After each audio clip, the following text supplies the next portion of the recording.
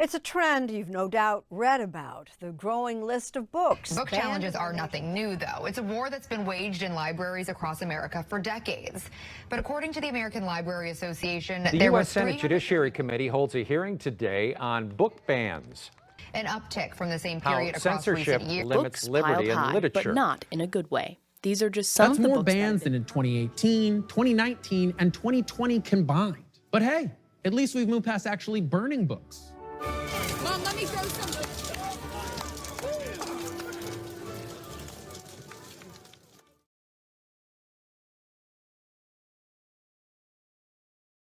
I am Marissa Hicking. I am the Children's and Teen Services Manager here at the Avon Free Public Library, she, her pronouns. I've been working here since 2011, first as a kids librarian, then 10 years as teen librarian, and now for the last couple of years as Children's and Teen Services Manager as a whole. The obvious more recent trend of the books that I'm seeing banned and challenged now in the last like 5-10 years is a huge uptick of LGBTQIA+ books and BIPOC, Black, Indigenous, Person of Color books. People buy these creators and also about this type of people as well. They focus it continuously on sexually explicit, but the problem being is, what do you consider sexually explicit and what do I consider sexually explicit? It could be a heteronormative kiss. Yeah. But would you be mad about like a LGBTQ kiss? Yes, I'm actually enraged about that. Oh, a regular guy-girl kiss? It's fine. It's a double standard of, we're not a school library. We have kids coming up to read in the teen room. We have teens reading in the teen room. We have adults coming to read in the teen room.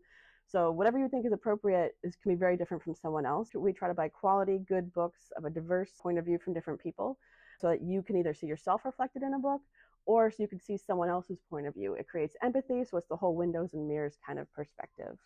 It's a slippery slope on, is there any real benefit to banning children's and teen books? Is there a benefit? Things have changed over the years. You might have heard recently of Dr. Seuss. Some of his books, the publisher has stopped printing.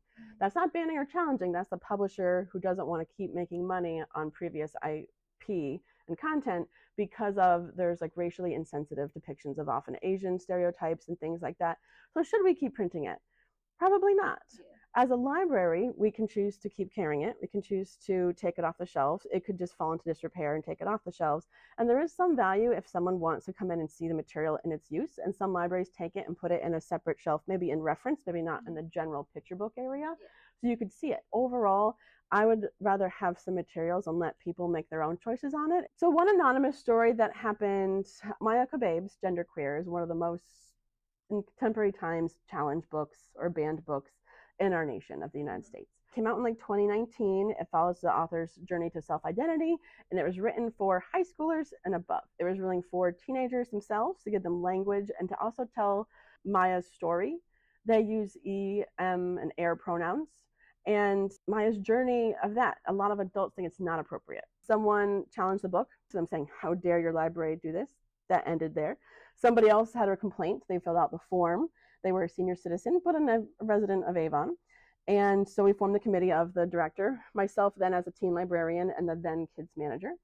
And we said, okay, one of the kids manager at the time wanted to just move it to adult and concede to the person's complaint. We have to do the thing where we all read it and evaluate it, and then we will give the informed consent back to the patron. We both agreed that this should stay in the teen room due to the merit and the value for the teenage audience themselves. But that book is very often challenged. So about a year or so later, the mother of a 7th grader, she really was offended by the fact that genderqueer existed. She just didn't like the certain pages that she was told were inappropriate, and she hadn't seen the images in the book itself. She'd only seen references online, so she hadn't read it. So I explained a lot of the things I said previously about the value of it for teens, for language. It could save a life, it could help teens with mental health issues. She still didn't get it. And the one kind of end of the story is that she says, I want a list of inappropriate books. And I was like, for the teen section, for the kids section? And she said, yeah, kids department, I want the list of inappropriate kids books. And I very nicely said, I can't.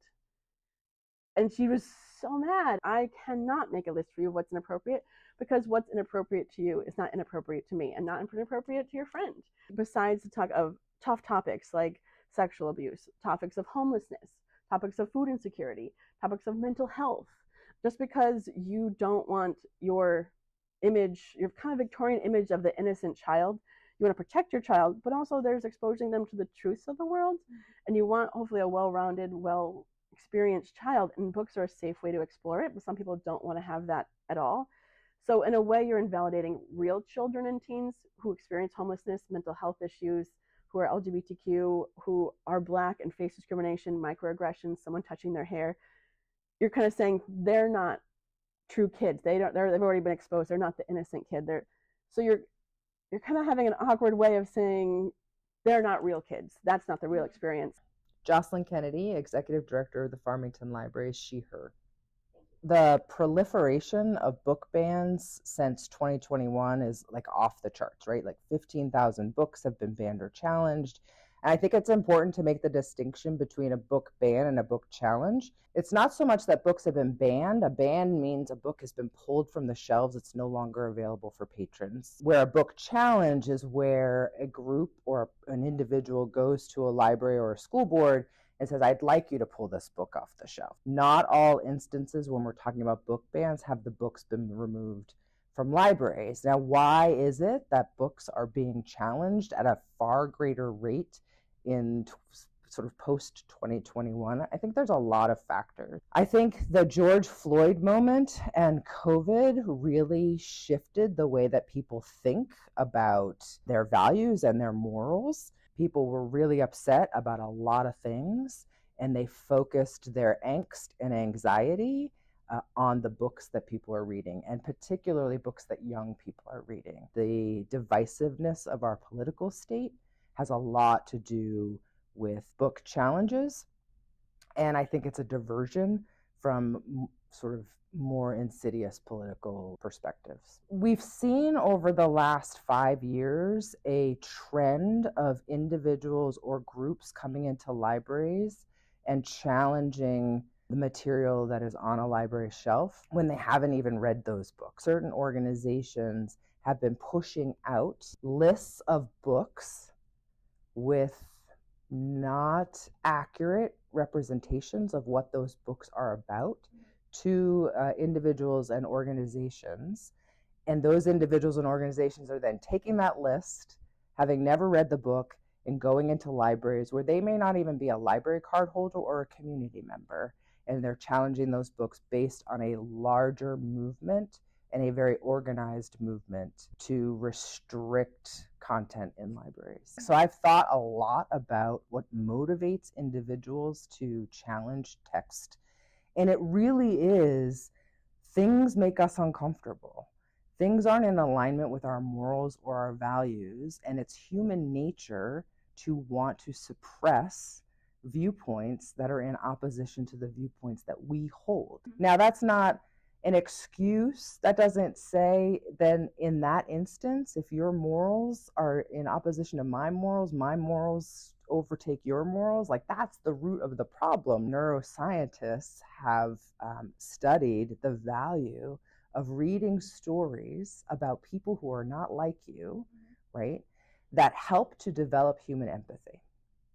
So if I read about somebody who's having a lived experience that I've never had, I can now better relate to that lived experience from my perspective and developing empathy for other people. When we read books that challenge our perspectives and our own lived experiences, it broadens our horizons and makes us better humans, quite frankly. I think part of the reason why we're in such a divisive moment in our country is because we no longer seek to understand difference.